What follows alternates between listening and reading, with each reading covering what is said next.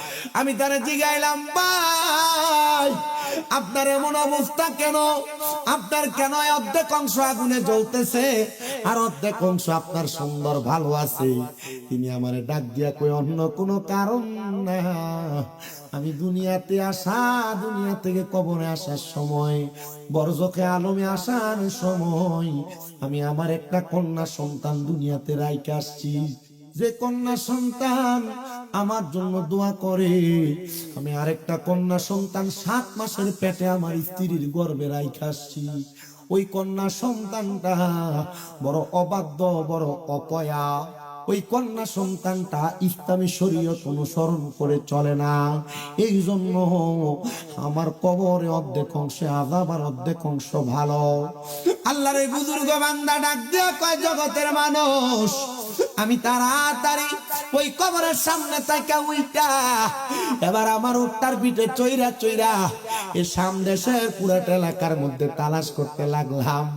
কার এমন ঘর যার স্ত্রীর গর্ভের মধ্যে 7 মাসের একটা সন্তান রেখে ইন্তেকাল করছি? কেউ কোনো জবাব দেয় না রে।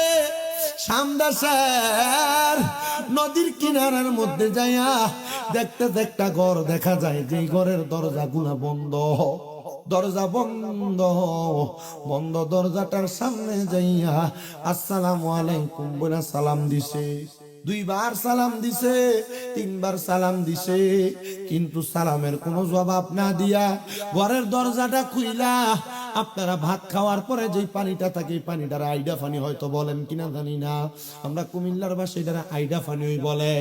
ওই পানিটা ঘরের দরজাটা খুইলা আল্লাহর বুজুর্গ বান্দার গায়ের মধ্যে ভাবে ফিক্কা মারছে, মেলা মারছে।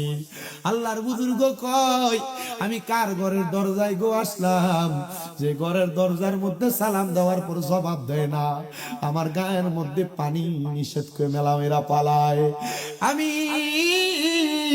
এবার চলে যাইতে লাগলাম, পেছন থেকে আরেকটা মেয়ে আমার সালামের জবাব দেয়, ওয়া আলাইকুমুস সালাম ওয়া রাহমাতুল্লাহি ওয়া বারাকাতু।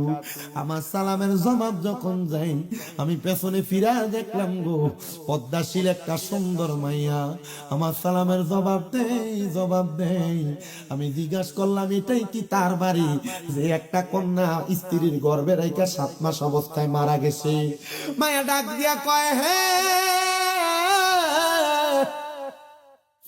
এটাই তো তার বাড়ি, আমরা দুইজনই তো তার সন্তান।